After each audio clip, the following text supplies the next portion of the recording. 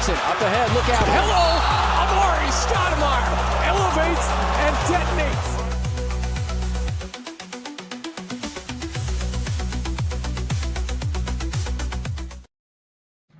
You know, actually, now that we're on the free StreamYard deal, I might need to actually go back to the 1 minute and 2 second intro just so I can get everything tweeted so everyone can find us.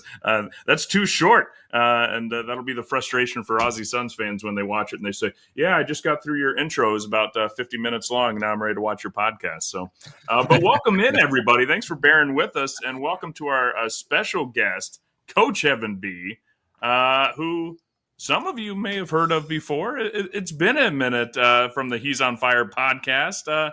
Evan, welcome back. Welcome back to the podcasting space. Wish it was during better times. I've been really wanting to get back into the podcasting game, but then the more I think about it and I'm watching this season, I'm like, why the hell do I want to talk about this team right now? So maybe we'll start up around draft time again and we can go on the positivity mode. That's I no longer like at first. I remember when Hamo started feeling like he was getting a little burned out. I think that was back in around November of last year, and he's just like, guys, I just don't have the love of the Suns right now on this team. I'm just not feeling it with this team. And I thought, oh well, okay, if you want to take a break, and then he took a break, and that break ended up becoming a permanent hiatus.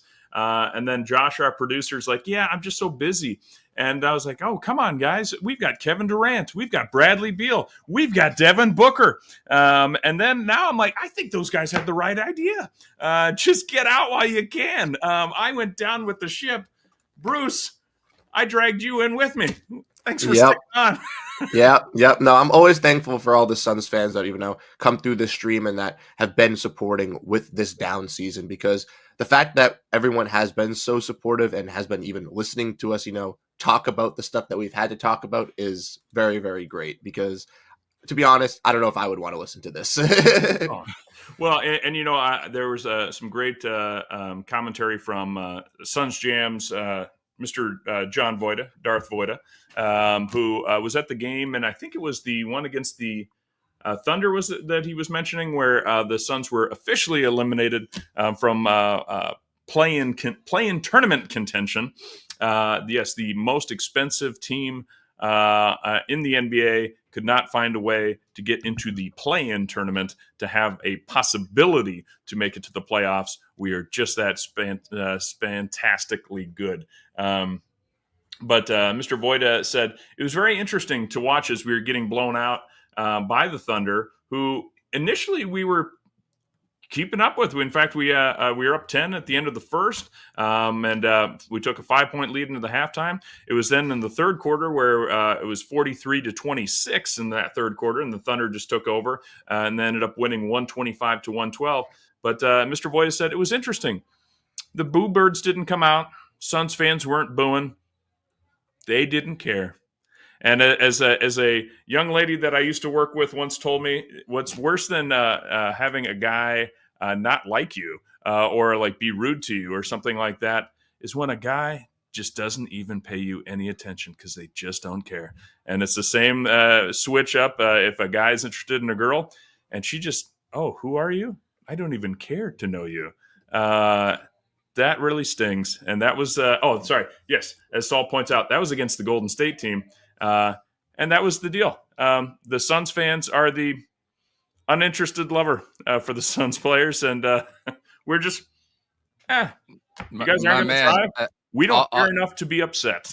Out of all the similes that I've heard, whether it's, from Burns and Gambo or Darth or whoever, Jake, I got to say that one actually stings a little bit more. That was actually a really, really good reference. Like, nobody cares. You're at that point, Matt Ishbia. Nobody cares, and you don't want to be there. I feel like that this team. I feel like we met on a dating app. We went on a date. The texts were great. The food was great. We had a great time. We went on a second date. We continued on, and third date. And now we actually got the real phone numbers and we're texting back and forth and it's going great. Hey, do you want to do another date coming up? and then all of a sudden you don't get a response, and you think, well, that's strange. We've had a few great dates. What's happening here? And then you text, you go, hey, just wanted to check in again. Maybe this got lost. Maybe you're busy. Not everyone checks their phone every day. So then all of a sudden there's still no response. And you're like, I think I got the silent treatment, and I don't know what I did. And that's what the Suns fans have done to the Suns players. You got ghosted. He ghosted the franchise. People were showing up to see a terrible Suns team play, mostly because they wanted to get a $2 hot dog in before they continued the rest of their night. I've been there. And I was at that spot in January or so. I mean, to be fair, I was at this spot last December with the Vogel Suns, and I was getting burned on Twitter left and right for I remember I pushed back. I don't think I didn't try and burn, but I was like, Coach, where's the positivity? No, it was there from last year, chance, man. Right? Oh yeah, it was there from last year, and then I thought it was the coach, and then Bud comes in, and we all get reinvigorated, new roster, blah blah blah, all that stuff. And someone that can unlock the offense. Vogel was playing us too slow, and he could, and Bradley Beal didn't high five him after his terrible game, and that's all we needed. We needed that offensive master that could teach them how to institute the play random that was so successful. You just said it. An offensive master, but play random. Exactly. Don't set anything, but just play random. We'll be fine. Fuck. It reminds me of a guy who's got a real great strategy on tariffs. And until he doesn't like tariffs anymore because it's going to do something else really great. We're not going to get into that, though. But seriously, man, just let me have a couple of days of consistency so I can make plans around it. But you think StreamYard is pushing the tariffs right now? Is that why they're so expensive? Huge tariffs, big tariffs, lots of tariffs, a lot of streaming coming in from other countries. Honestly, start streaming from the U.S.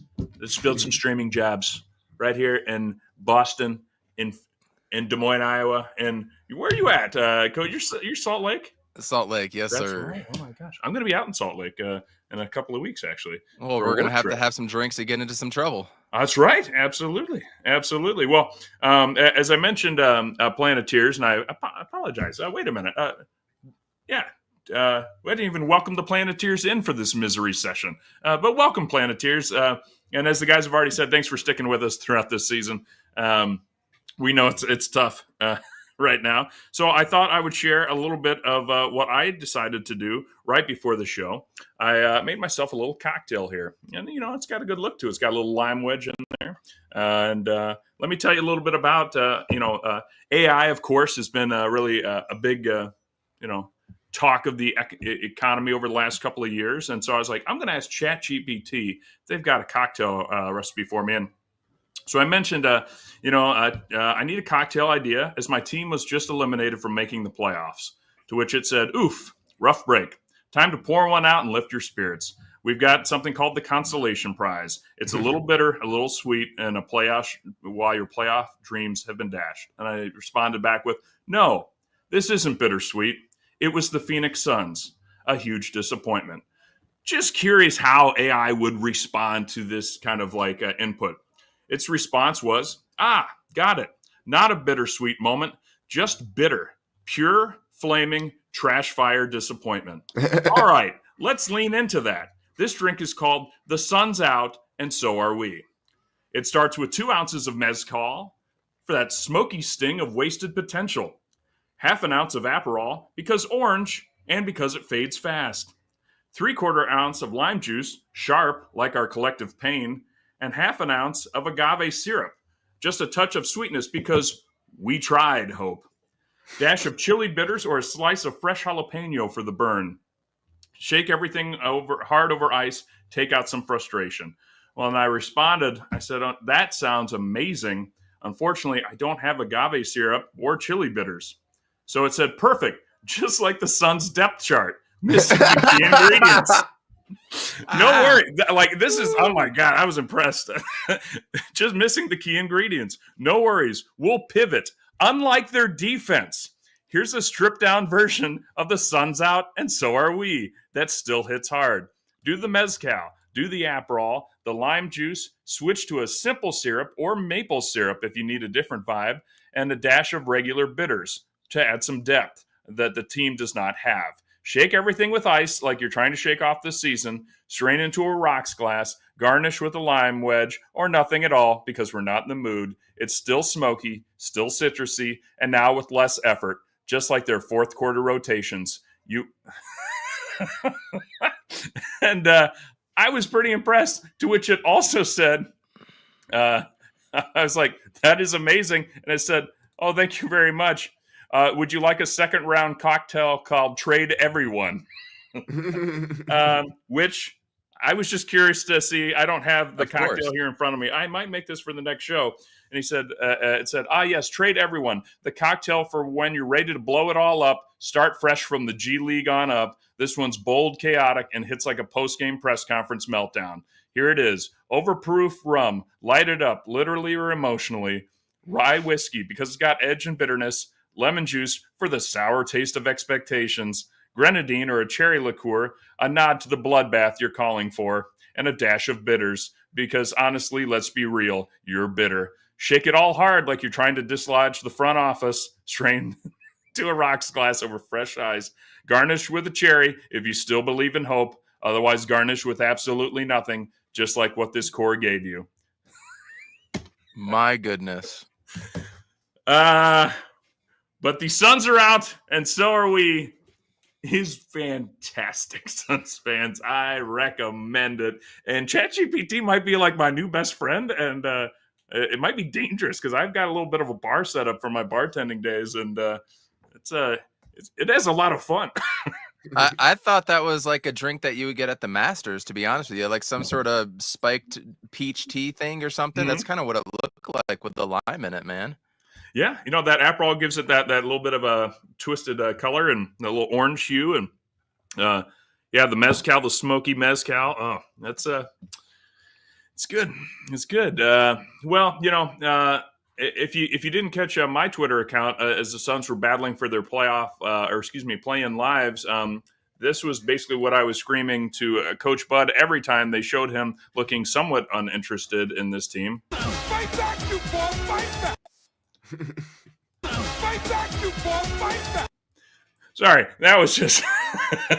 I wanted to make sure I got it came in clear, which was what I was screaming at the television. Why are you not fighting back at all? This is embarrassing, Mr.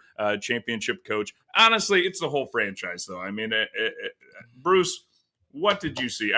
Real quick, we won't go deep into the numbers because it's the numbers, but we did lose 112-98 coming into this week, then 133-95 against the Golden State Warriors, and then 125-112.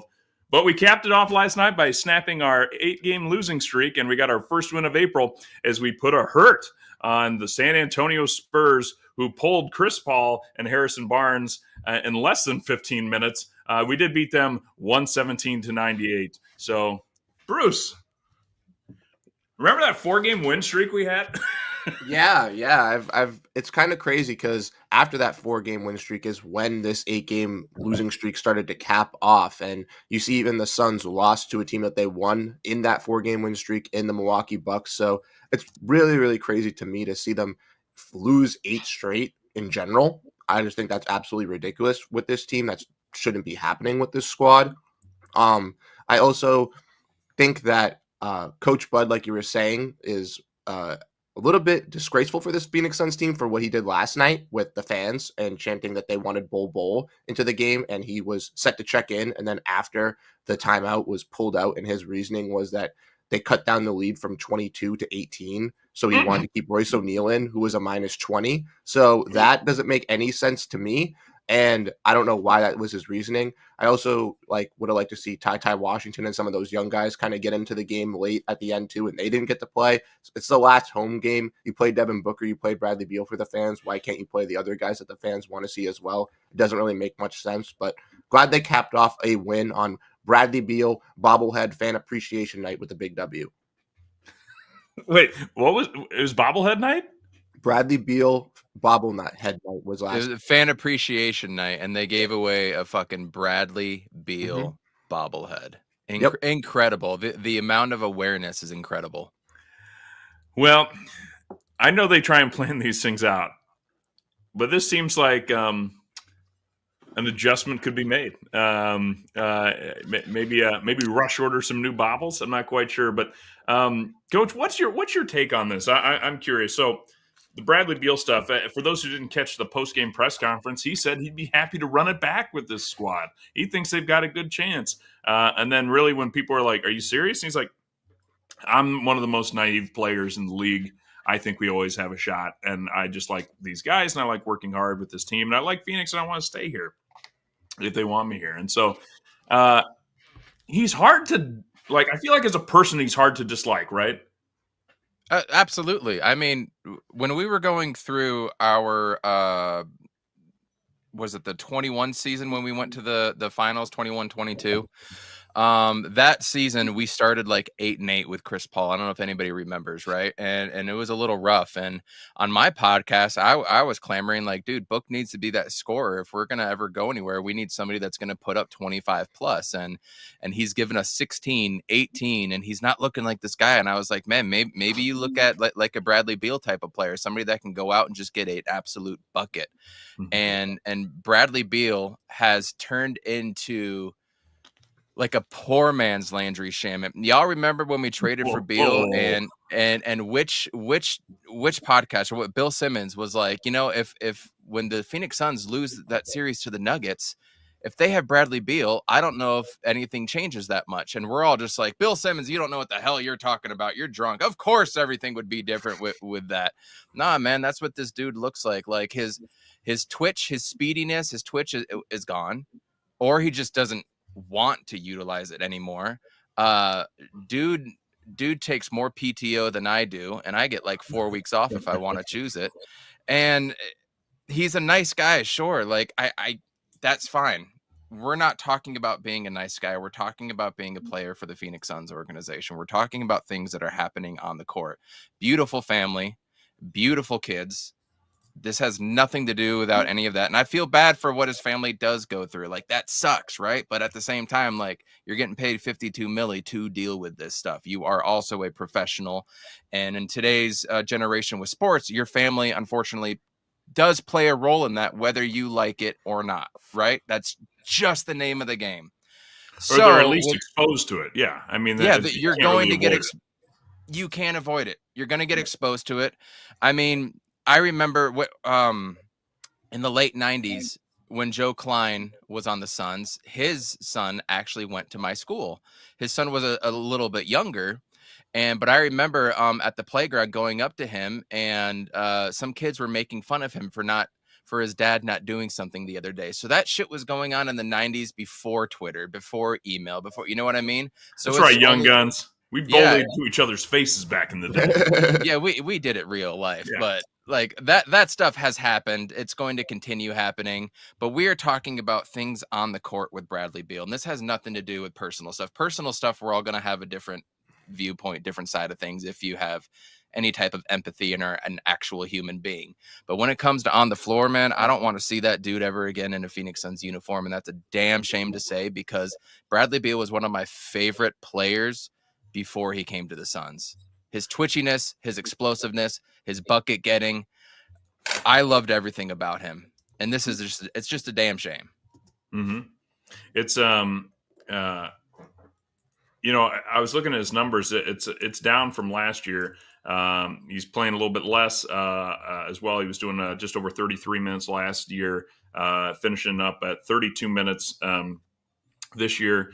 Shot 51, just over 51% last year. He's under 50% this year. From 3-point range, he was actually 43% last year, which was a career high. This year, 38.6.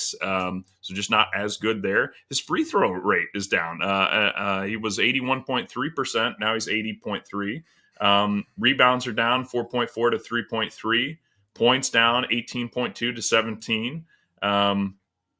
The only, I guess, improvements, he has reduced his turnovers from 2.5 to 1.9, and he has, instead of one steal a game, he gets 1.1.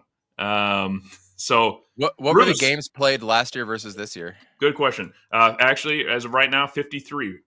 So if he plays the Kings finale, he'll surpass last year's contributions. So I don't know if he's going to play in that game because I'm pretty sure Booker and Durant have been ruled out for that contest. So I wouldn't expect him to play on Sunday. So I think he'll finish with 53. But I had a tweet that I sent out talking about Bradley Beal because he just hasn't been available for this team, and the Suns have had a better record with him not on the court as well. And I also had an article that I released for Brightside looking at the two trades the other day of the Bradley Beal trade and the Tumani Kamara Ayton trade, kind of looking at which one was worse for this Phoenix Suns team. And one of the main points for this Bradley Beal trade that I kind of brought up was the Suns did what they did to get out of the Chris Paul and Landry Shamet contracts for Bradley Beal and did it worse. They traded two contracts in Shamet and Chris Paul that they felt were not worth the value that they were getting paid for and thought, hey, we need to get off these contracts. We need to get some sort of offensive production. We need that third star. Let's go and trade for Bradley Beal. They went and did that, and then they got back a arguably worse contract in Bradley Beal, and one that is stinging even more because it has put them in so many of these restrictions with the second apron, with him making the $50 million. Obviously, Chris Paul, Landry Shamet weren't worth that contract value that they were getting paid. But at this point, Chris Paul is proving that he can still be a valuable NBA player in the NBA at $12 million. And that is kind of stinging, I feel like. Landry Shamet obviously making a better minimum contract. You know, he's obviously taken a little bit of a step down. But for the fact that the Suns were, trying to make a move, getting out of a bad contract and ended up getting a worse contract in return, I don't think is a great sign of what the front office has been able to do. And that's not on Bradley Beal's point because obviously the Washington front office gave him that contract. You can't really fault him. And I don't. And I mean, that's what I kind of keep going. I get both sides. The argument, hey, you're making $50 million a year. We're expecting you to deliver wins. And when the guy's hurt, the guy's hurt. Like he's bit by the injury bug. There's lots of cases. I often think of the Portland Trailblazers with Greg Oden and Brandon Roy, and how frustrated that fan base must have felt by just like, I mean, if their legs won't work, they won't work. Like, it's not like, I'm tired, just need rest, need maintenance. Like this guy he has so many soft tissue pulls and strains and sprains that he's bit by it. I will say that, I mean, Chris Paul is still contributing in the league. His numbers are down too. He's playing just under 20 minutes a game this year, shooting less than 43% from the field, less than 38% from three. He does still, handle the ball quite well, 7.4 assists. So I get that. Landry Shamet was I mean, we were always trashing that deal. Like we always wondered what Landry Shamet had on Coach Monty that would enable him to stay in the rotations, similar to how we're wondering what Mason Plumlee has on Coach Bud that keeps him in the rotations. And so I get that. It's I don't know. I'm not angry with Bradley Beal. Like that, I feel like there's this contingency of Suns fans just like he should have waived his no trade clause. He should have like done something back for this franchise. And I'm like, here's a guy that can't get healthy or at least stay healthy for long. That's still good. It's definitely not great anymore. And now he has to protect. Like every single one of us would do exactly what Bradley Beal does. Like if we all lucked into a generational wealth of $50 million for a year, and with a player option coming up, I mean, he's going to make over $100 million over the next 2 years. Whether he plays one game or 164, and he won't do 164. So as long as he can try and suit up, they have to basically pay him. He's going to get paid a ton, and all of us would do that for our families, and so yep. I think Bradley is nothing but like, hey, I love the Valley, love Phoenix. These fans are great. I hope we win. I want to play hard. But even I was noticing during that. Was it the Golden State game or the Oklahoma City Thunder game? I think it was the Thunder game where it just looked like Booker was over him. There was a little bit like, if he's open, here's the ball. But Booker and Colin Gillespie a couple times, like Beal would like pop up to the wing and Colin would just look at him and be like, no, I'd rather drive into the teeth of the defense and chuck it up or try and find something else than hand it off to you. So I just felt like I feel like they're a little burned out on Bradley, and not just, I don't know if anyone says anything bad about him in the locker room, but I think they're just like, dude, you can't help us anymore, and that's the sad thing that we're seeing with this. So I'll ask you guys this. Of course, John Gambadoro has said it a few times on the radio. John Voida brought it up on Suns Jam as well. They said there is a 0% chance that Bradley Beal is here next year. Now, he said he does not expect there to be a trade. He doesn't think there's going to be anyone interested in this contract. I would agree with that. Personally, I was in the camp of he might have value by the trade deadline next year, or at least not horrible value. But the talk right now is, and maybe you guys can help me understand this a little bit better, that we would essentially pay him, say, roughly half of what he's owed, because he could still go out and command a $25-30 million a year salary, not a $50 million. But he could go sign that somewhere else. We'll basically pay him the difference, and then we'll stretch and waive those costs. Is that how you guys are understanding it? That's how I've seen it. I'm honestly not sure the salary cap implications of that, of how much can go towards active players on the rosters versus all that stuff. I haven't researched too much of that. If anybody in the chat happens to know, that would be great. But whatever it takes for him to not be on the team, I am in favor for. I can find it. You give me 1 second, because I know Keith Smith tweeted it out the other day talking about the contract conversion for Bradley Beal. But I'll tell you what, I'll give you 9 seconds. Hi, my name is. My name is. My name is Bradley. I love in that clip you got Yuta the shooter there, who's not even in the NBA anymore. Oh God, yeah. I tell you what, when we were still making drops, and we got to get back to that, but our guy Josh, he was putting together some slam and drops, and Yuta the shooter. I was like, you know what I want to see? I want to see Shooter McGavin, and we basically put together a Shooter McGavin clip. And you got to play that like a whole 2 times, didn't you? Oh, exactly. Well, and I think I was one of those guys that was like, let's have Yuta in the starting lineup. I think I remember. I was like, he should be the power forward. A different era for sure. While he's looking at that, I can definitely talk and ramble for quite a bit on Bradley Beal if you want. But let me ask you. So, but the options right now, how we understand it, I know he's going to look it up, but it's, if we stretched it, that's still a stretch. That's still a 5-year commitment.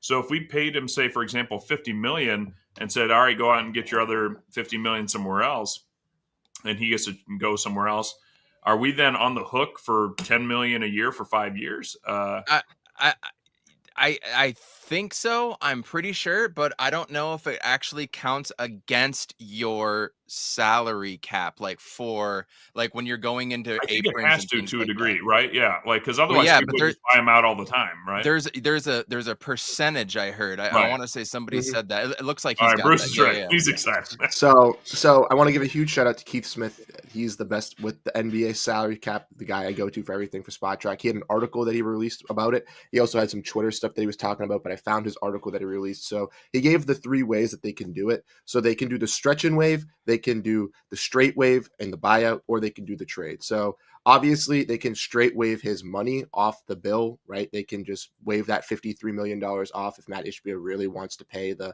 $110 but I thought million. that was too much of a percentage. I had read that somewhere as well. So that is the case. So with that, they have to do the wave and stretch, which is here. So in Beal's case, his $110 million he's owed for the remaining 2 seasons is stretched over 5 seasons. This would equal a dead cap money hit of $22 million per season from 2025 to 2030. However, this is a bad story for the Suns because, as covered, Beal would cost roughly $22.1 million in dead salary on the books if he's waived in stretch. But the Suns already have the following in stretch dead salary on their books with Nazir Little and EJ Liddell, roughly a little over $3.8 million. That would mean forgot about EJ Liddell and Nazir Little. So Beal's. That counts against your salary and also counts towards the apron percentage, correct?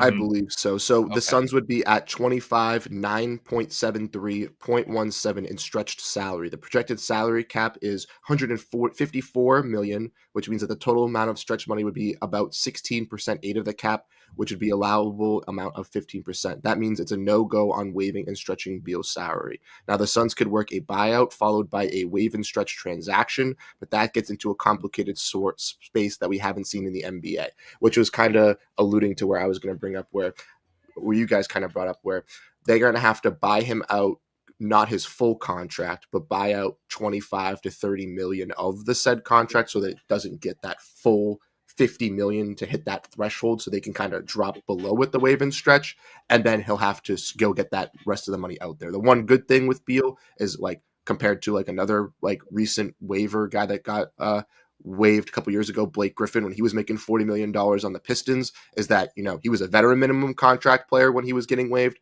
Bradley Beal on 2 years obviously isn't a veteran minimum contract player. So like we said, he might be able to get that 15 to 20 million to kind of, I guess, like hold over the 20 million he's technically losing in the buyout, as you would see with, you know, typical other buyout candidates. But it's also weird to see someone get bought out on their second year. Usually they get bought out on their final year of their contract as well. Yeah. So like that's the, I guess, like complicated thing. I truly think that if the Suns do buy him out, like they'll do that wave and stretch thing where they'll buy out only a portion of his contract if they fail to trade him. And if that's the case, then the Suns are going to be, I guess, you know, stuck with at least 20 million dead cap on their salary every single year, which is, you know, basically the value of a Yusuf Nurkic contract, or a little bit higher of a Grayson Maybe Allen more, yeah. contract. A little bit of So- that value just being not even on a roster spot, just being taken up because you had to get off Bradley Beal's deal. So if I understand this correctly, he's technically only got 1 year remaining, but then a player option, which for 57 mil, he'll obviously pick up. Yep. He's not going to get that cash again. So if I understand this correctly, we can buy him out, let's say for $20 million. That goes straight against our cap hit. He's still got about 33 million left on that. And so if he goes to another team, the other team picks up said 33 million. That 20 million is now just on our books for this season. Is that correct? Yes, and then obviously I think the next year as well, because if he got bought out, we would stretch out the remaining $50 million across the next couple seasons. So I don't know how that would be broken up. It'd probably be maybe a little bit cheaper, but maybe like 15 over 3 years or something like that, to break up that 53 or that remaining 53. Do you get to choose how long you want to stretch the salary for? I thought it was like 5 years. I don't know. So let's see. Okay. Because that's my concern is it better to just take your medicine now? I got it. So the formula for the stretch provision is the remaining total salary divided by 2 times the numbers years left on the contract plus 1 year. Okay, so we'd be paying him out this year, next year, and then the year after, plus 1 year. Got it. So 3 years of roughly 50 million. But this first year would be an even more significant hit. Yes. Or no, because we would stretch that final year. So it'd be so we would basically pay like we'll only be stretching 20 year. to $30 million this year would be on our cap this year. Now somebody could come in and be like, Bradley, we'll give you 20 million. And so we could save 20 million and we'll pay 30 million to not have him on the roster this year. I just want him to be traded. And then the next 3 years, we will divide up 50 million over 3 years to not have him on the roster. That's why I'm like really torn. And that's why I'm right now in I take the medicine camp and try and get it over with, because I would hate that I see your guys' lovely faces. I would see the Planeteers, from now and then over the next 4 years being like, well, Booker would have done better in the playoffs if we weren't paying 20 million for somebody that's not here.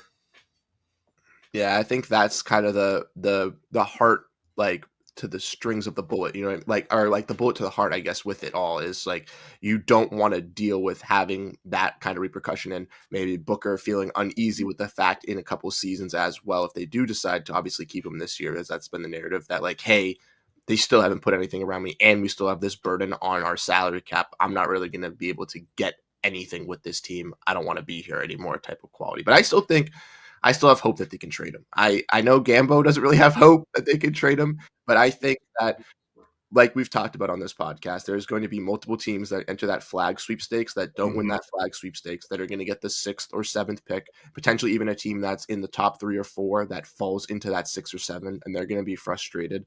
And they could take a swing on a player like Bradley Beal. I also think there are teams that could reshape some of their rosters. And if they do shape some of their rosters and trade a star player, maybe Bradley Beal's a contract that they would be willing to take back, and maybe not taking back young players, but trying to still stay relevant with a young core and adding a Bradley Beal in which they get all the draft picks from said third team, and the Suns just recoup those random assets of players just to have something on the roster to show for Devin and Kevin. But we'll have to wait and see. Yeah, I mean, I've said it before. I think the reason why I think because I'm in the trade Kevin Durant camp. And it's not that I think Kevin didn't play well this year, although I was frustrated at some moments, or actually at a lot of moments with his time here, expecting that he was going to deliver more. He's still a phenomenal player, top 20 for sure, maybe – I don't know, maybe top 10. Is he still a top 10 player in your mind? Let's ask that real quick. You say he's still top 10 for the year? Yes. Okay. I'd say he'd be all NBA. For sure top 20 though, right? I'd say he'd be an all NBA second. I'd say he'd be an all NBA second team player if he qualified. His stats showed that he could have gotten that. Maybe not with the voting because the Suns were the 11th seed in the Western Conference, or if they would have been the 10th seed or something like that. But if the Suns were like 7th or 6th in the Western Conference and they were decent, he would have been all NBA second team for sure. Well, yeah, but that speaks to my point of I wish he would have delivered more while he was here. But it sounds like, or just based on your reaction there, Coach, seems like you think he might slip out of the top 10, which is not doing bad. You can be the 11th best player in the league. That's still good. If we're talking about 3-on-3 basketball where all we needed was 1-on-1 stuff, yeah, KD's a top 2 or 3 player, but we ain't talking about that. I questioned from the very first few months of the Vogel stuff, like I just don't know if Devin and Kevin work together. It just didn't seem like two prolific scorers. That's great. It just didn't seem like it worked. And this was nothing on Kevin, nothing on Book or nothing like that. But man, I look back to the the Brooklyn Nets days with Durant, right? And I look what it is now. It's not that he's not a great player. Is he a great teammate, and does he raise his team? Does he raise the ceiling of our players? No, he did not. And that's what matters. Everybody and the damn KD stands are all stuck on the true shooting percentage and this and that and the difficulty of shots that he makes and all that. They have a difficulty of shots because we're not working the ball around and trying to get open stuff. We're not playing fast, and KD doesn't play fast. He plays slow one-on-one stuff, which was our Achilles heel with Chris Paul, man. And we just seemed to double down on it. And we went out and got Bradley Beal because we wanted to speed it up and get to the free throw line. And like, he's a great player. Don't get me wrong. When we're looking at building this team back, I don't care about individual performances, individual stat lines. Why don't I care? Because your team is going to change. The head coach is going to change. And when you bring in a new player, you're in a completely different dynamic. So what you've done in the past doesn't matter. Look at Tyus Jones, right? Like, look how effective he was. And now he's not effective. Like, at the end of the day, does the player that we're bringing in help elevate our team and the players around him? So I pass it back to you. Did Kevin Durant elevate the team? Not the team as a whole, like winning, losing, whatever. Does he elevate the players that we currently have? Asking you guys, did he elevate our players? I look at him as kind of, I think, exactly what you're alluding to. He can help you win games. He can help you win a quarter. He can hit that last second shot. Correct. I don't feel like he made our teammates. I don't feel like he, like Steve Nash made everyone around him better. Now, it's easier for point guards, obviously, but I mean, sometimes you get yourself like a Nikola Jokic, who I still think should be the MVP. I know it's probably going to go to Shai Gilgeous-Alexander at this point, but when you look at who he's working with, I think a lot of those guys might have trouble staying in the league if they weren't next to Joker. Kevin, I feel like, like the Slim Reaper assassin. I've got something here for him, don't I? I do. Here we go.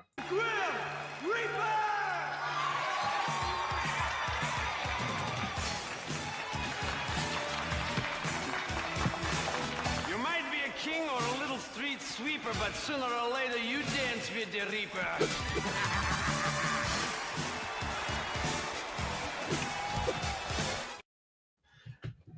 Side note, I just realized that that's still the height of my video editing ability. It's just totally off. But Bill and Ted's Bogus Adventure, Slim Reaper, the silent, the silent assassin. Assassins, they don't work well in teams. They don't work well in pairs or groups. They're very effective at what they do. But that's where I'm at. I know Bruce is a KD guy, not a Stan. I'll say that. But you want to rebuild around Book and KD if possible. Is that right? Yeah, I mean, I would love them to stick together. I've kind of gotten over the last couple of weeks the realization that it's not going to happen and that they're going to be most likely trading Kevin Durant because they have to get some sort of assets back. I will agree that in a team aspect, I guess, like if you want to look at it from like where this team has been with Devin Booker as the leader and with them and Kevin Durant, he obviously hasn't gotten them or led them to anything in like stat wise or winning or anything like that. But player wise, he has done a pretty good job with some of the guys. I think his connections with Ryan Dunn have helped Ryan Dunn a little bit on the court and off the court as well. Good which point. has definitely been very, very great with the rookie, and also Bol, who I see as kind of like a mirror for Kevin Durant. Like they kind of play a similar role, even though Bol is a little bit taller. They're just stretch fours and scorers. So I think having a role model like Kevin Durant in that building for a player like Bol maybe saw his production rise a little bit better, maybe saw the little bit of growth in Bol that we saw specifically when Durant was out around that trade deadline area when Bol really got to get that shine. Unfortunately, he didn't get to really live up to the hype of it fully, but I would agree that like in some instances he has, made those connections with the players, even some of those younger players, to kind of make it a little bit easier and alleviate some of those pains for them. But I will agree, like from a team standpoint, the team hasn't, he hasn't taken them from the bottomless pits and is carrying them on his back like a Giannis Antetokounmpo is for the Milwaukee Bucks, fighting for their playoff lives with no Damian Lillard, going on a 7-game win streak to really get them into that promised land. He unfortunately is not doing that for this Phoenix Suns team. Yeah, it's there it is. It's kind of like I said. I can see Kevin's numbers. He's still extremely effective, but I don't think his value is never going to be as high as it is now. Yeah, it's been higher before. It's not going to be higher than it is now, just based on the age. I mean, at some point, even LeBron is not as good as he was 10 years ago. He's still playing phenomenal, which is fantastic to see, similar to a LeBron type situation. But at some point, Kevin will hit 40, and he's going to be 37 next year. Is that right? Am I off on my count? I believe that's how old he's. Let me take a quick look. He's 36 and his birthday September 29. So he'll be 37 for the entirety of next year. Yeah. He reminds me a little bit right now of are either of you guys fans of the movie series Major League? Absolutely. Throwback. Okay. Absolutely. This is before your time, but you will have a good time watching it. And I'm not even really a baseball guy, but watching Major League is classic. Major League 2, there was a guy, David Keith, that played, what was his name? Jack Pittman, I think. Jack Parkman. That's right. Parkman. He would walk up, and he was the big power hitter for the team and the big acquisition in the offseason for the team. Drives the girls crazy. And he does a little shimmy, and it drives the little ladies crazy. And then he was still very effective playing his role. The rest of the team was terrible, and they did terrible. And so they ended up trading him, trying to get everything they could back. And then, of course, when he would show back up playing for the White Sox, then they'd be like, here's Jack Parkman. He does the shimmy. It makes the women want to puke here. So they decided to hate him after that. But no, I just feel like calling him Kevin bothers me. Sorry. Mr. Durant will be traded at peak value. And it's just, it's not a slight against him. I think he does like to ball. I think he does like to be, as Saul points out, he did kind of institute we are now unbothered. We're just chilling. We'll get the next game. The analogy made sense. Stop it. No, you don't love me. You just do this on purpose to upset me. Where was I? I was on a roll, and then jerk face over here. No, Kevin Durant will help this team reset. But I'll be honest. So Paul Dervish of Whirl from Fanning the Flames has, I think, accepted. Some people would say the inevitable. He would say the inevitable. I'm not there yet. But basically, he's like, I will trade everyone on this team for a complete reset. And I'm still in the everyone but book camp. Where do you guys sit? Real quick, I got a little truth bomb that's not going to sit well with everybody on a Kevin Durant trade. He does have a 1-year contract left. That's it. So wherever he goes, he's going to want an extension, right? Like and he'll get to drive where he wants to go then too. Yeah. And there it is, which means we cannot do a bidding war. We're not going to be able to go in and talk to the Pistons and the Magic, then the Pacers, and you know what I mean? Those teams. No, he'll want Houston, New York, or wherever. You don't think he'd like? Yeah, I feel like he's a guy that would like to just like chill, maybe blaze up a little bit, maybe hit the local clubs in Indianapolis. I feel like he would love Salt Lake. I mean, he's always been a bit of a skinny guy. He likes those low-proof beers, I bet. Probably. You never know, but getting some skiing, hit the slopes. He's going to want to go to where he wants to go. Therefore, we're not going to get back what we could have gotten back should we have traded him last year or at the trading deadline. So that's the unfortunate part, number one. Not to say we couldn't recoup some stuff, right? Like, not to say we couldn't. Well, whatever we get in a Kevin Durant trade, hopefully, if we get 2-3 first rounders, hopefully we can attach probably all of those to Bradley Beal, and that's how Bradley Beal does get off of our books, is by attaching 2 or 3 first round picks to it. Mm-hmm. So you're basically at even. Now here's the part where I don't think anybody's spoken about this, and I'm going to give everybody something called hope. Coming from you, ready for Evan B, this is gonna be. This is not your forte. You're not the hope podcaster. It's not. I'm a realist podcaster. Exactly. You are the realist. I'm a realist, and I'm we sorry. We are in trouble. I've been real about everything for the past 2 years, and people haven't wanted to hear it until the truth. And I'm like, DeAndre Ayton he just needs another year to develop. You're like, he's not good. He's not good. Here's the thing, Michael P. We got Star Wars: A New Hope coming up, right? We do. I want to take you guys back to the 2018-2019 Phoenix Suns. If anybody remembers that roster, that's the year we started with Ryan Anderson, Trevor Ariza. We had Rashawn Holmes, Josh Jackson, Tyler Johnson. We had Elie Okobo still. Kelly Oubre, and then the one and only Jamal Crawford. We also had Isaiah Kanan and Tyson Chandler on that team. Didn't Crawford hit 50 points at the end of that year? He did. Yeah. Let's see who gets the. Espo had a great tweet. Let's see who gets the most points tomorrow. He had something like Archie Goodwin in like 2017 had the most points in the final year, and then Jamal Crawford. Let's see Washington who comes up tomorrow. That'll be our question to end the show. We'll see who gets the most points. Remember who else was on that 18-19 team, there was also Dragan Bender. We also had DeAndre Ayton and Mikal Bridges. Everybody from that team was garbage. Oh, Jimmer Fredette too. Everybody was garbage on that team except for Mikal Bridges and at the time DeAndre Ayton. Those were our holdovers, right?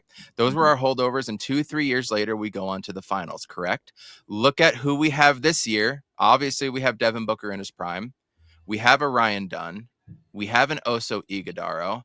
I really like Nick Richards, and I think Nick Richards can be better for us than DeAndre Ayton was. I think he's bigger. I think he's stronger. He does have touch. I mean, he has great touch from the free throw line for a big man. He has more oomph and power behind him. You get somebody that can coach him up a little bit. He will actually play with power. There's no reason why Nick Richards can't get 15 and 12. I truly believe that. There's no reason. Will he? That remains to be seen. The dynamic new team chemistry, a lot depends on that. But look at the holdovers. Oh, TJ Warren was also on that team, by the way. You look at the holdovers from 2018-19, and what did we do next year? That was the bubble season. We got Monty Williams, okay?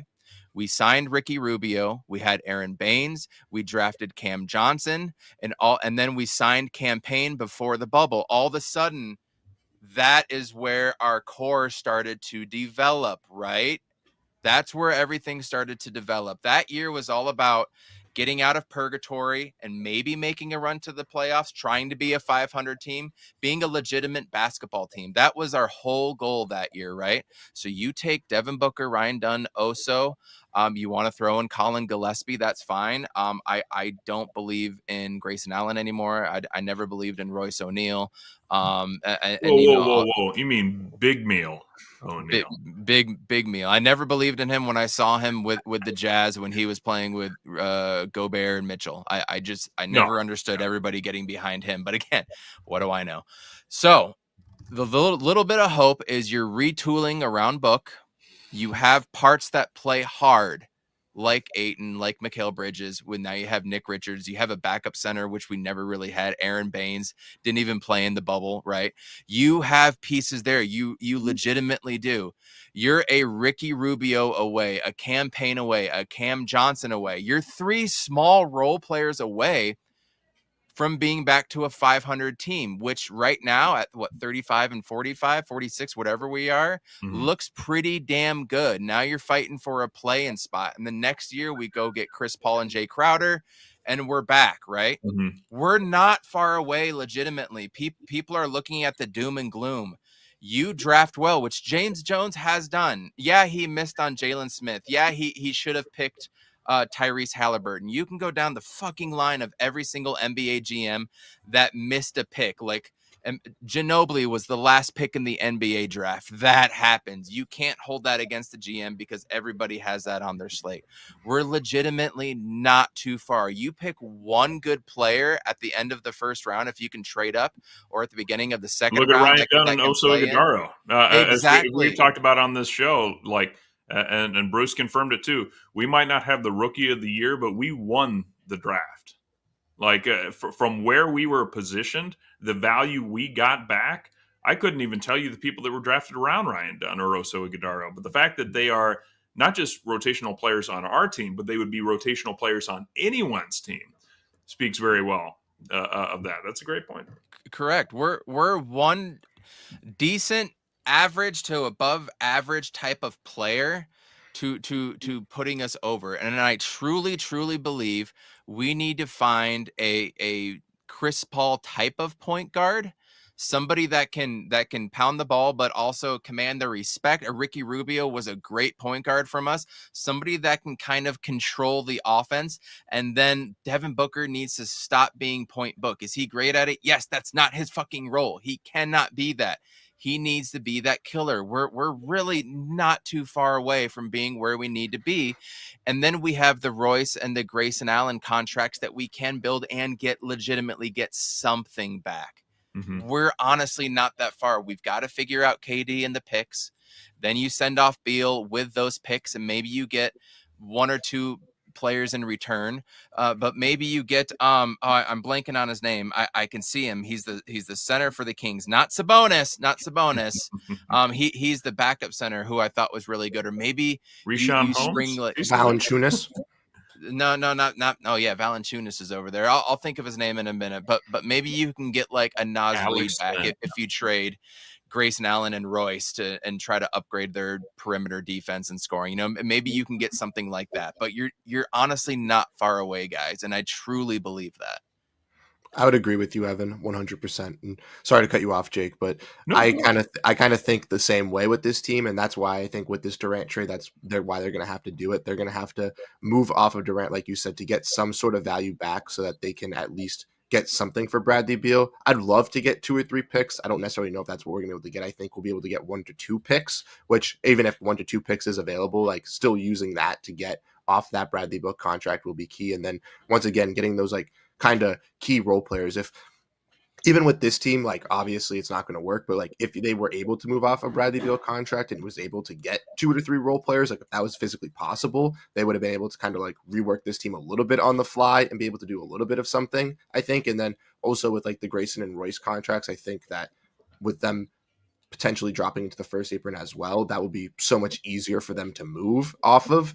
And I think like with Grayson at 16 million, there's a lot of teams, and 3 teams specifically in Detroit, Orlando, and Indiana, which I think could all use 3-point shooting, all need 3-point shooting, and they all have 3 pieces that I don't necessarily know if they'd be willing to trade, but I think would help out the Phoenix Suns.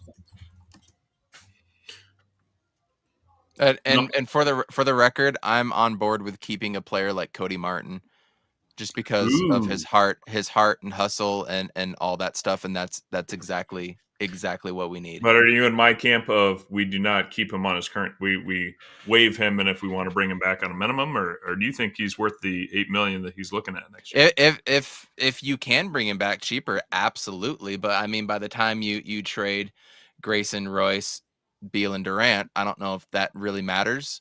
To be honest with you, it might be beneficial to keep that 8.6 on there for a trade deadline type of deal, to have that type of salary to be able to move, similar to what we did with what's his name that we traded this year to Charlotte? Jesus, I can't think of it. Josh Okogie. Okogie. How could I forget Josh Okogie? Yeah, exactly. So we may need to have that type of salary in place. Mm-hmm. Well, and you know, I was thinking about this too. The Royce O'Neal move, to me, well, I understand why we did it. We inflated the contracts to make them tradable, and we know that they are good. You know, I'll say good role players. I don't want to conflate, because I said Bradley Beal is a good, not great player. These guys are good role players. They're not good starters. Necessarily. And so when I think of like a Grayson Allen, I think, yeah, a lot of teams would like that. I think a lot of teams would like a Royce O'Neal. Maybe he's a little overpaid. Obviously, it comes across that way on our team. I think he could be a good role player somewhere else. I think there's value in trading a Royce O'Neal and a Grayson Allen. So, yeah, maybe if we're looking at, all right, what we're going to get back for Kevin Durant, we will then have to essentially send right back out to get off of the Bradley Beal contract. But then, hey, you could send out a Royce O'Neal to a team that wants to compete and needs a 3-and-D wing. You can send a Grayson Allen out for the same kind of deal, get a first-rounder back. You never know what's going to happen, and see kind of what goes on. And then all of a sudden, you are under the second apron. You're probably under the first at that point. And you got, Nick Richards on a $5 million contract. You've got Ryan Dunn, also Iguodala. Yes, Booker's on a max, but I mean, after that, it's okay. Now what do you want to build around? Dude, there are players out there that would fit around Devin Booker right now.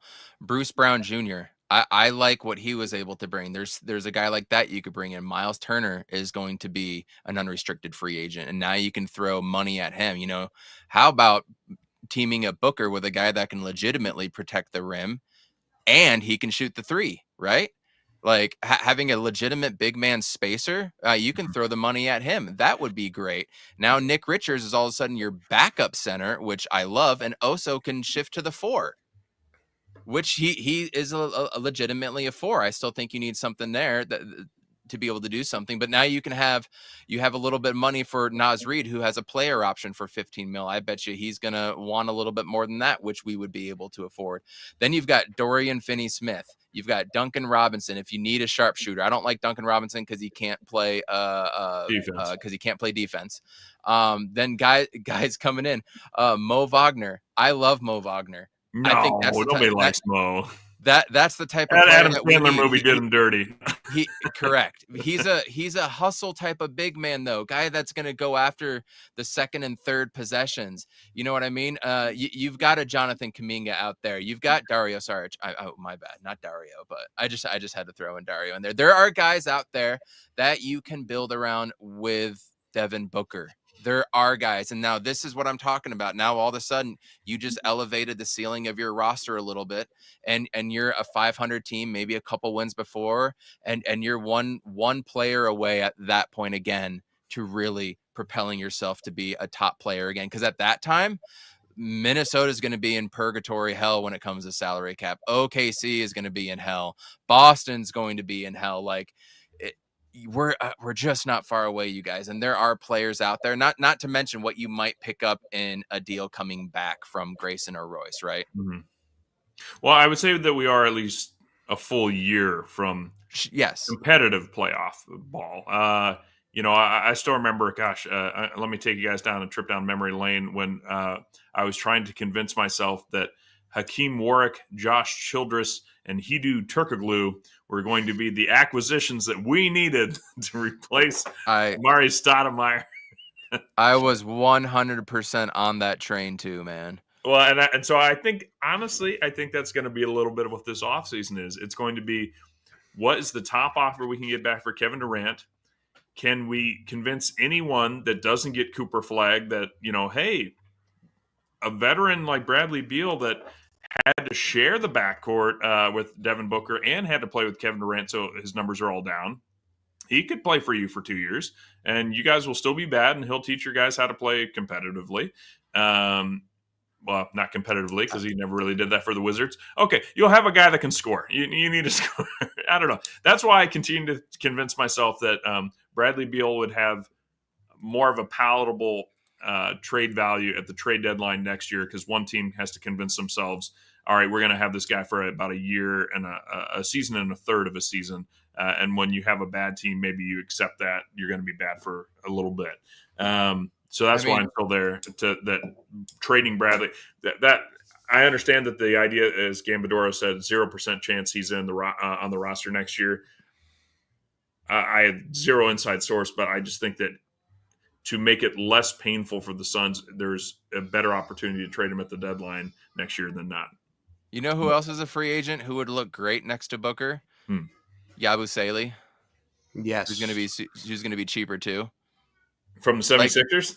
From the 76ers. I'm Malcolm Brogdon is going to be a free agent. I don't think he's going to be the key, but I think that's something that can help elevate us a little bit more.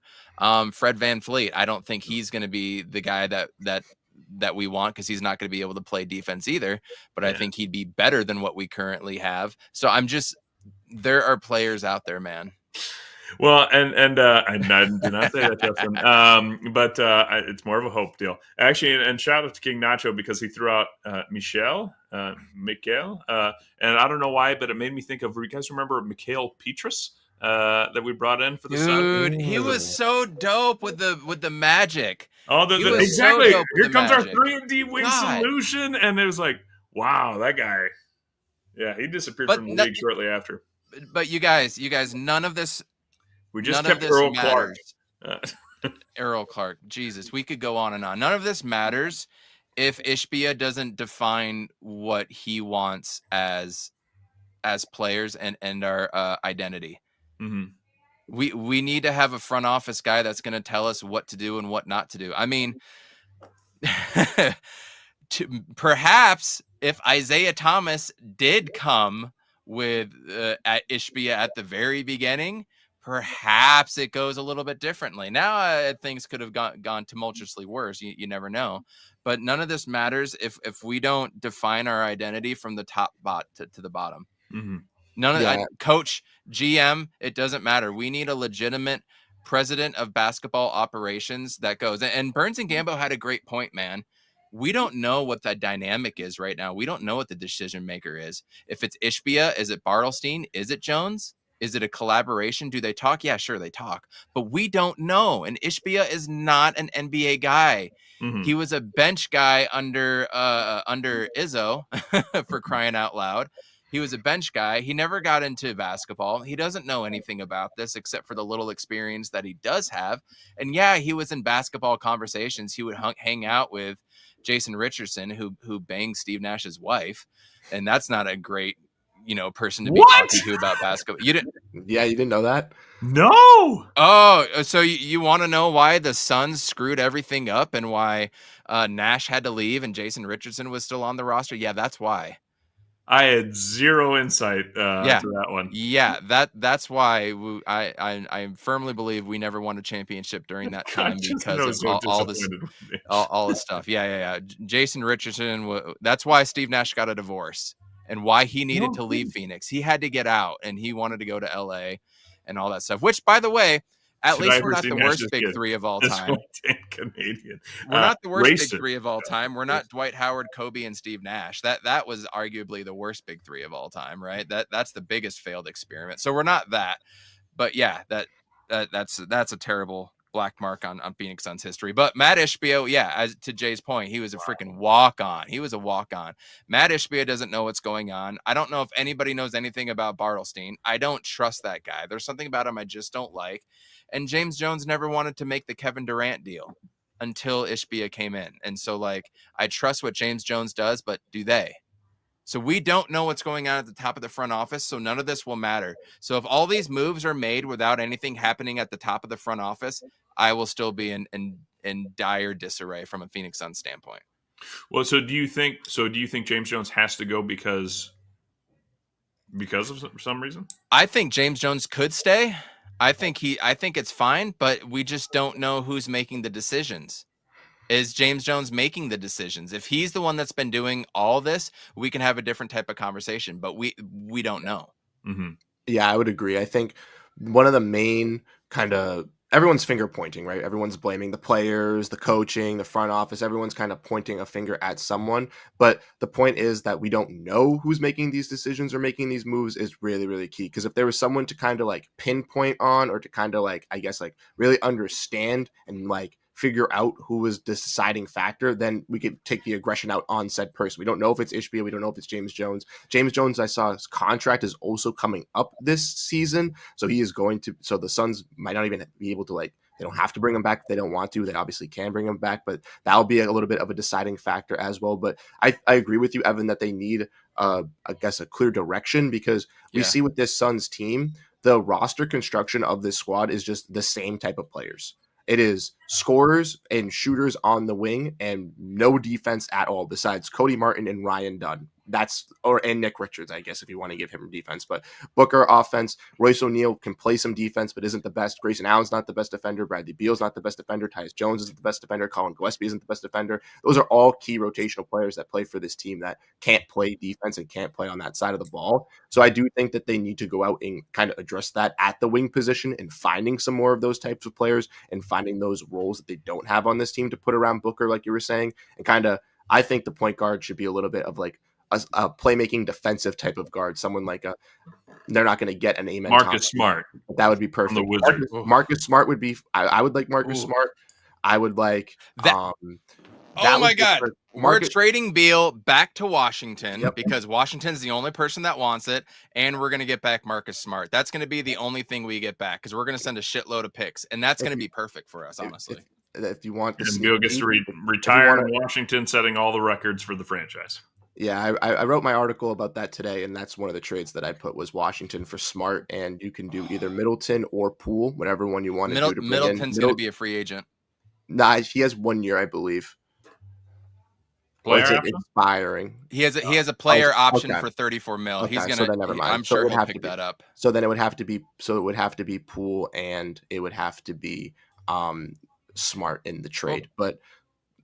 Poole coming as the backup point guard to play in the bench role, Smart in the starting role alongside Devin Booker. Yes, it's a power nucleus of guards on this team and some restrictive money, but at least it's a little bit of better value. And I guess you it's tradable value. Exactly. Once again, Yeah. With Jordan Poole being on a 1+1, the next season you could move off of Jordan Poole if it doesn't work out, even for two players, a 15 and an 8, or two $15 million players, because he makes like $31 million, I think. Like, correct. It's a little bit easier for the Phoenix Suns to kind of get out of that headache compared to the Bradley Beal one that they are stuck in now. I feel like if you would have told me 9 months ago, or even 6 months ago, that, hey, it doesn't work out, and in fact the Suns are going to be making a ton of trades with the Charlotte Hornets and the Washington Wizards to try and get things put back together, I would have said, you know what? There's a real problem on the horizon, isn't there? You'd have become a baseball fan, wouldn't you? Exactly. Bring me Jack Parkman. Well, we can wrap it up there. I tell you what, I'm shocked. Coach Evan B has actually given me more hope. And I was not expecting that from the realest of the podcasters, out there. I was expecting we're in trouble. Like, we are still in trouble, but like there is maybe you've seen you've seen the sun rises the next day, and we'll be okay in the end. And We've gone through worse in Phoenix sports history. We've gone through worse. And just remember, regardless of what I think of Ishbia, the front office and all that, we $2 do hot have an owner willing to go for it, which is still better than not having money to do anything like it Yeah. was under Sarver. So no matter what, that is there. Fair point. But the front office guys, I want to leave you with this. Matt Ishbia can really flex his bank account by going after whatever GM or president of basketball operations guy that he can by setting a record. Here's a 10-year, $20 million contract or something. He can do that because that does not count under salary cap. He can go after anybody he wants. You want to get the Patrick Ewing to be the head coach? Patrick Ewing, sure. Sean Kemp as the GM. No, the GM from the what the hell's his name? Now I'm blanking. The GM from the Raptors that built the Raptors up with Kawhi and whatnot. You want to go after him? Ujiri. Yep. If you want to go after him with a huge salary and a vision, he can do that if he wants. You actually want to go after the old guy that was with Bob, what's his name, from the Warriors? Yeah.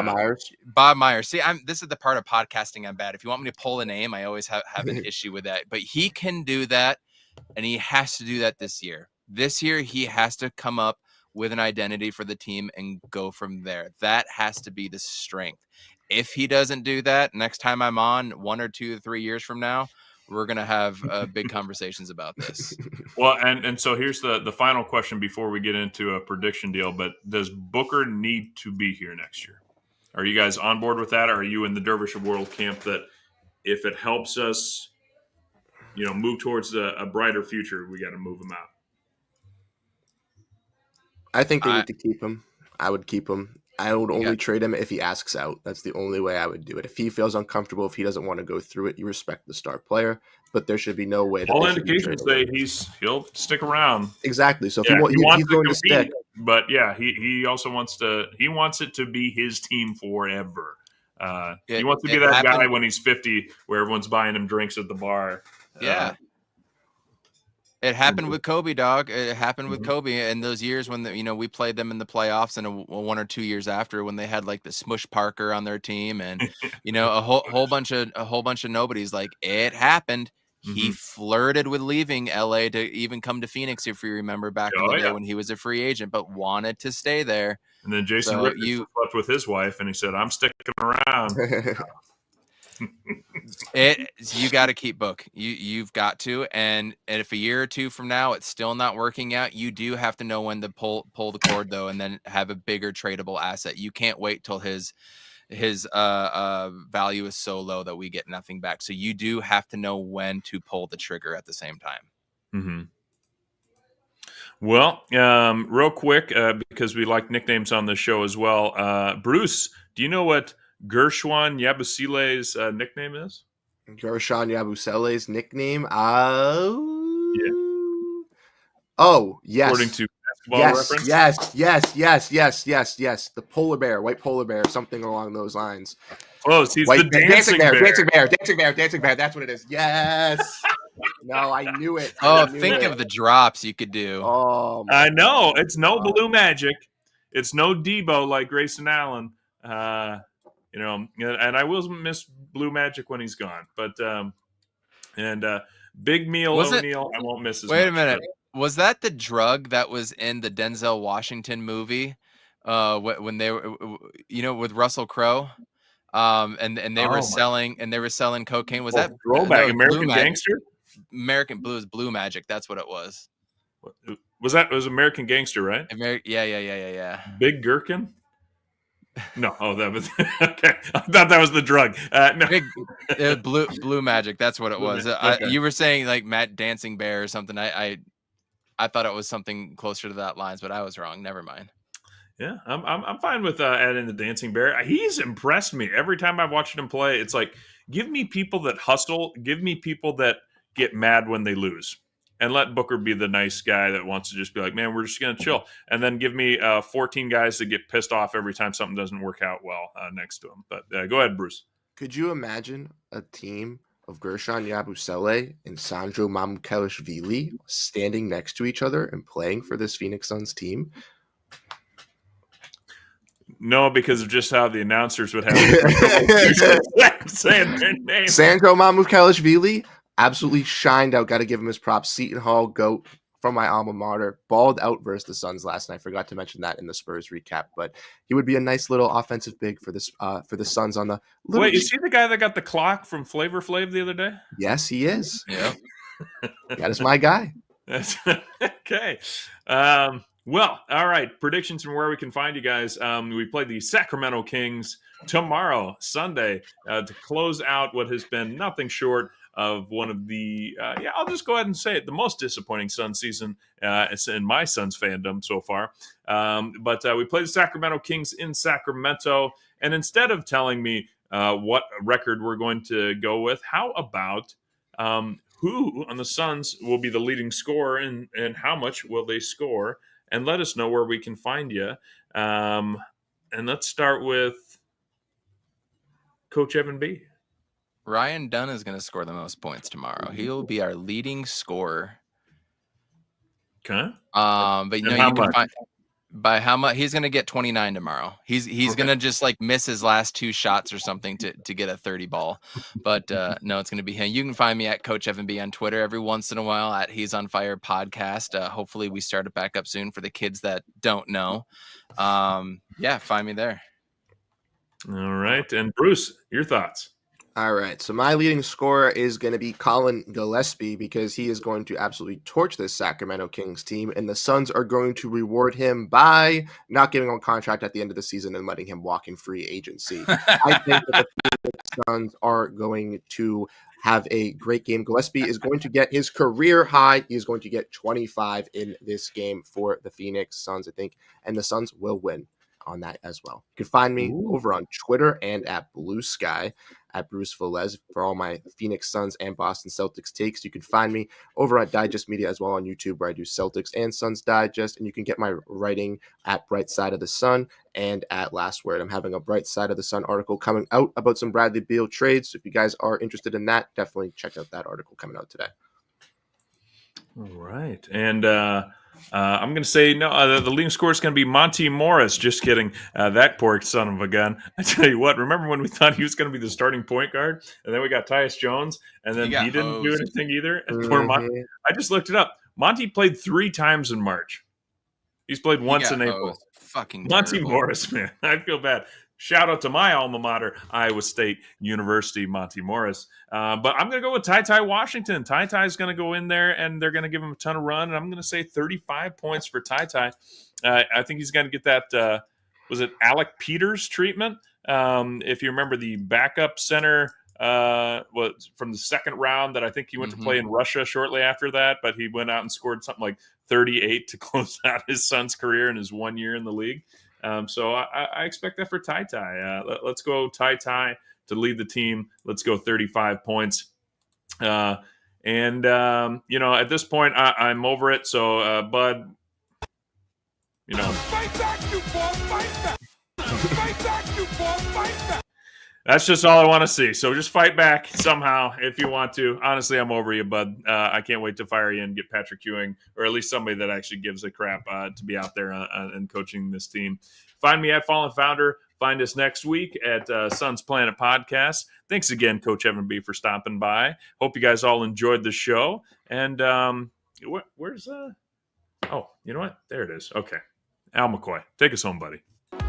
Wherever you are, whatever you're doing, stay with us as the Suns get set to shine here on their home court. Here's Perry. Cigar Hurd. Here's the jump shot. Good! It's good! Al McCoy with you courtside. Pumped up a 3.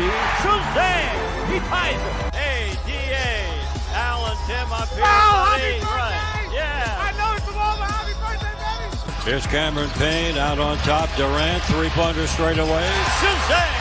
I just want to take this opportunity to thank everyone in this arena this afternoon, to all of those that are watching and listening on radio and TV. Thank you for allowing me to tell the story of the Suns for 51 great years. That pretty much wraps things up here. And for one last time, this is Al McCoy saying thanks for being there. Thanks for being with us tonight. And from the Footprint Center here in downtown Phoenix, we'll just say so long for now.